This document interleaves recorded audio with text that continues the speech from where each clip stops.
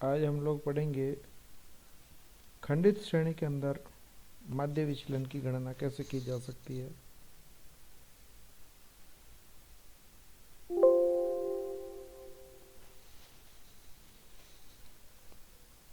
खंडित श्रेणी का मतलब जो सीरीज है वो बीच बीच में से टूटी हुई है और जिसको हम लोग सतत नहीं कर सकते हैं या जिसको हम कंटिन्यूअस सीरीज के अंदर कन्वर्ट नहीं कर सकते हैं।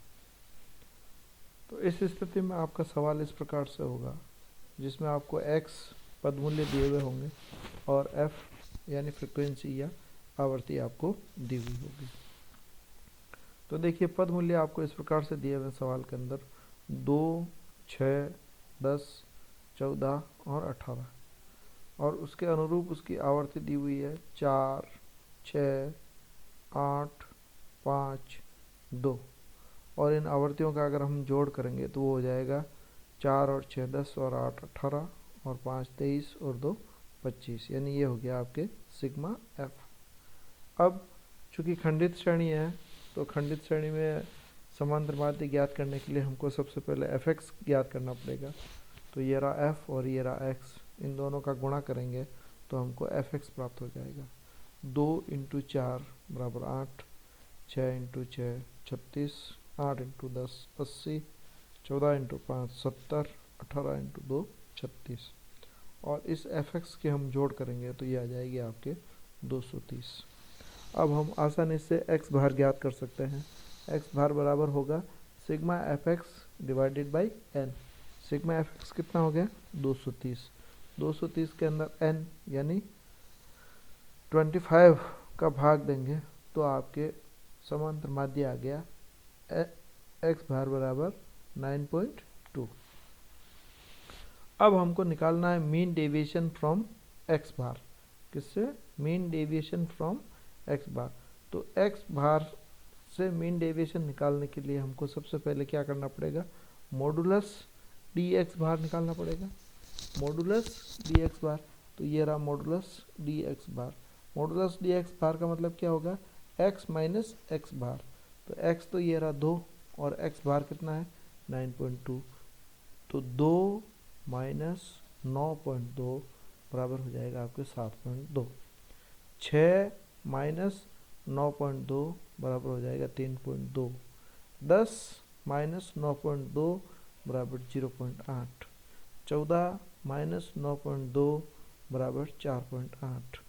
18 माइनस 9.2 बराबर 8.8 हो गया। तो ये हो गया आपके मॉडुलस डी एक्स भार। मॉडुलस डी एक्स भार।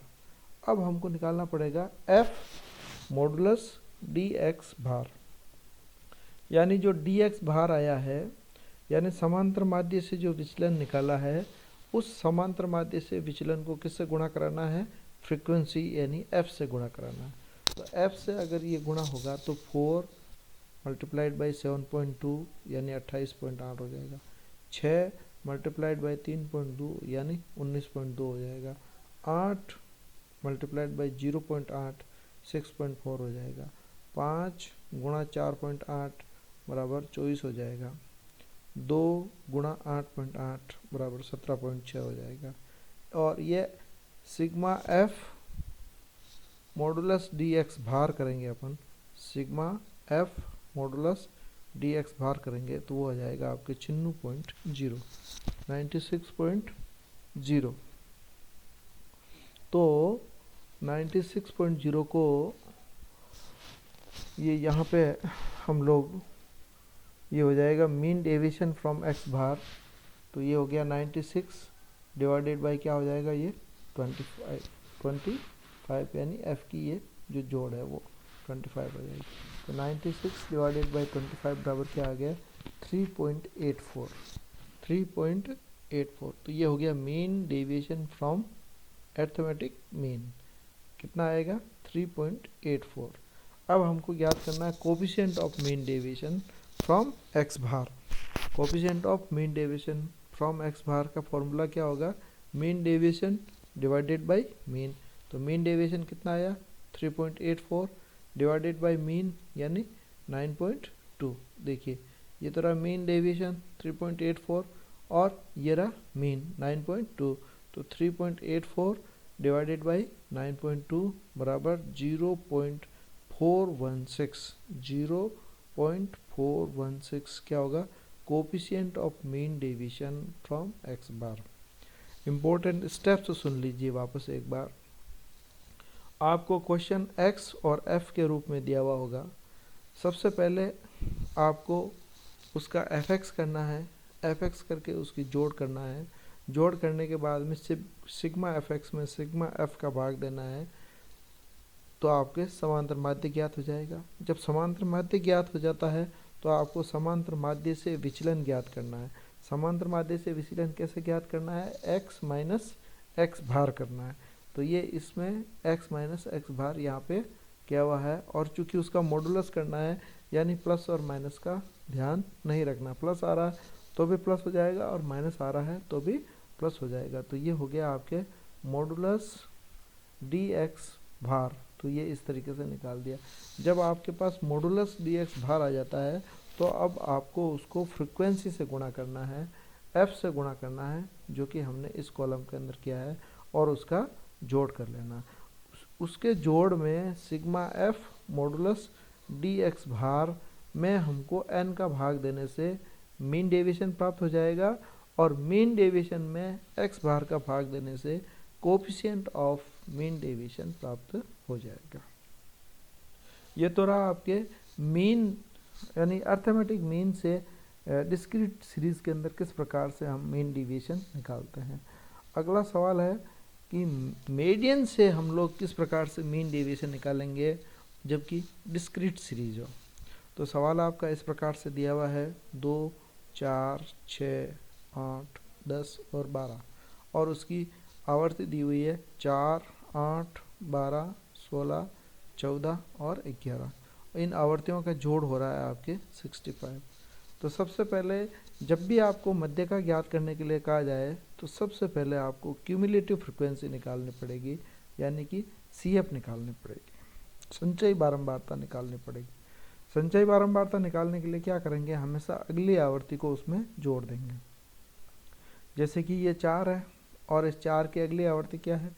8 है, तो 4 + 8 बराबर 12, 12 + 12 बराबर 24, 24 + 16 बराबर 40, 40 + 14 बराबर 54, 54 + 11 बराबर 65।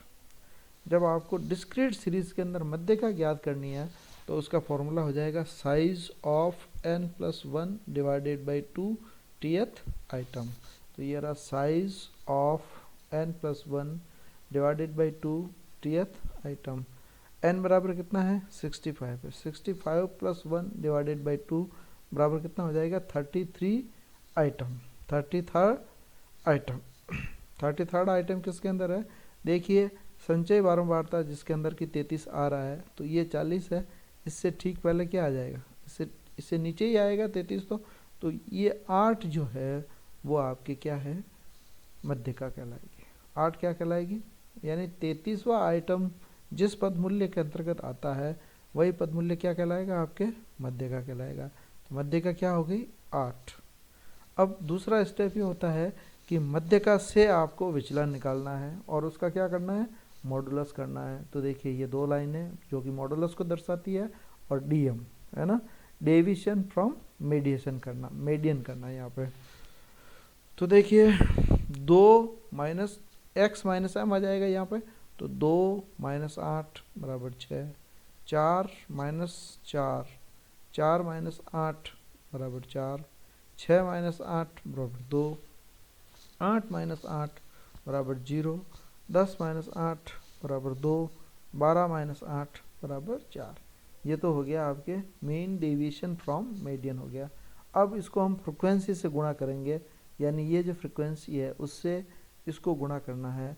तो 4 × 6 बराबर 24, 8 × 4 बराबर 32, 12 × 2 बराबर 24, 16 × 0 बराबर 0, 14 × 2 बराबर 28, 11 × 4 बराबर 44। F modulus DM, F modulus DM। तो F को किससे गुणा किया हमने? मॉडुलस DM से गुणा किया। अब हम इसकी जोड़ करेंगे तो क्या आएगा? 52 आएगा। तो फॉर्मूला क्या होगा, मीन डेविएशन फ्रॉम मीडियन बराबर होगा f modulus DM divided by क्या हो जाएगा n, f modulus DM divided by n, यानी 152 डिवाइडेड बाय एन बराबर कितना है 65 है। 152 डिवाइडेड बाय 65 बराबर 2.33, यानी ये हो गया आपके मीन डेविएशन फ्रॉम मीडियन, मध्यका से माध्य विचलन कितना हो गया 2.33। अब हम निकालेंगे coefficient of mean deviation from median, यानी मध्यका से माध्य विचलन का गुणांक ज्ञात करना है। मध्यका से माध्य विचलन का गुणांक ज्ञात करने के लिए मध्यका से माध्य विचलन को किससे भाग देना पड़ेगा, हमको मध्यका से भाग देना पड़ेगा। मध्यका से माध्य विचलन कितना आया 2.33, 2.33 में हम किसका भाग देंगे मध्यका का, मध्यका कितनी है 8, तो 2.33 डिवाइडेड बाय 8 बराबर क्या हो जाएगा 0.292, 0.292 ये हुआ मध्यका से माध्य विचलन इस आवर्ती वितरण का। इंपॉर्टेंट स्टेप्स वापस सुन लीजिए। क्वेश्चन आपको केवल x और f के अंदर दिया हुआ होगा। सबसे पहले आपको उसकी CF ज्ञात करनी है। CF ज्ञात करने के बाद में उसकी आपको मध्यका ज्ञात करनी है। मध्यका के लिए फॉर्मूला होगा size of n+1 upon 2 tth item. जो ही आपको मध्यका ज्ञात हो जाती है फिर आपको विचलन ज्ञात करना पड़ेगा। मध्यका से विचलन ज्ञात करने का फॉर्मूला x माइनस m, यानी जो पद मूल्य दिया गया है उसमें से आप मध्यका को घटा दीजिए और प्लस माइनस का ध्यान मत रखिए, तो आपको डीएम निकल जाएगा। जब आपके पास डीएम निकल जाता है, मॉडुलस डीएम निकल जाता है, तो आपको उसको एफ से गुणा करना है, यानी ये रहा एफ और ये मॉडुलस डीएम, तो एफ मॉडुलस डीएम आ जाएगा और एफ मॉडुलस डीएम की जोड़ करेंगे और उसके अंदर एन का भाग देंगे तो आपको मीन डेविएशन प्राप्त हो जाएगा और मीन डेविएशन के अंदर मध्यका का भाग देंगे तो आपको coefficient of mean deviation from median प्राप्त हो जाएगा। इस प्रकार से आज हमने खंडित श्रेणी के अंदर किस प्रकार से समांतर माध्य से माध्य विचलन और मध्यका से माध्य विचलन कैसे ज्ञात किया जाता है, ये दो क्वेश्चन किए हैं। आप इन दोनों क्वेश्चन को जिससे हमने समांतर माध्य ज्ञात किया है उससे आप मध्यका से ज्ञात करके देख लीजिए और जिससे हमने मध्यका से किया है उसको आप समांतर माध्य से करके देख लीजिए, तो आपका जो कंसेप्ट होगा वो एकदम क्लियर हो जाएगा। आज के लिए इतना ही, धन्यवाद।